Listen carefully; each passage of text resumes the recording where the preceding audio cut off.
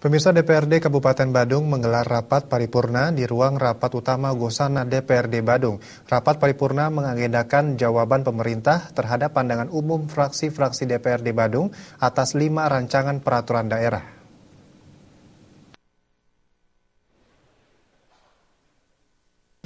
DPRD Kabupaten Badung kembali menggelar rapat paripurna masa persidangan kedua yang mengagendakan jawaban pemerintah terhadap pandangan umum fraksi-fraksi DPRD Kabupaten Badung atas 5 ranperda.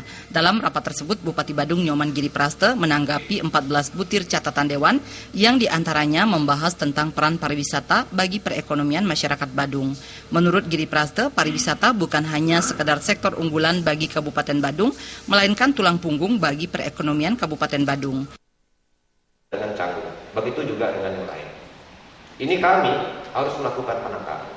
Given dari pemerintah melakukan penataan yang harus dikelola oleh masyarakat setempat, bukan perorangan ini, baik itu melalui desa adatnya maupun melalui desa dinasnya. Kami berpikir untuk desa wisata, yang pertama kita harus berpikir bagaimana agrowisata, pariwisata yang berbasis dengan perkebunan. Bagaimana kita berpikir ekowisata, pariwisata yang berbasis dengan lingkungan. Bagaimana kita berpikir ada health wisata, pariwisata yang berbasis dengan kesehatan. Begitu juga dengan culture wisata, pariwisata yang berbasis dengan budaya. Home base inilah yang kami wujud nyatakan dengan desa wisata. Jadi ada target 2017, 2018 berapa desa wisata sudah clear kita tangani, dan tidak hanya nama saja. Pernyataan Bupati Badung tersebut turut diapresiasi oleh Ketua DPRD Badung Putu Parwate.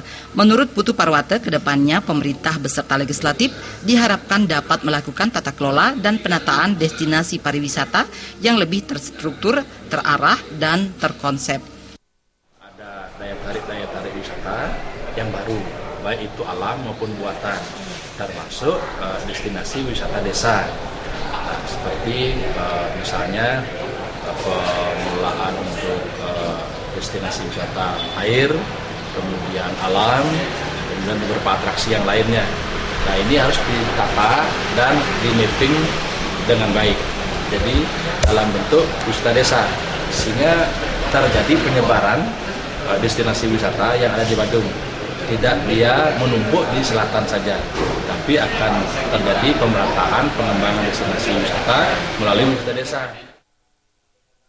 Rapat paripurna kali ini dihadiri oleh 32 dari 40 pimpinan dan anggota DPRD Badung dan diakhiri dengan penyerahan naskah jawaban pemerintah kepada masing-masing fraksi DPRD.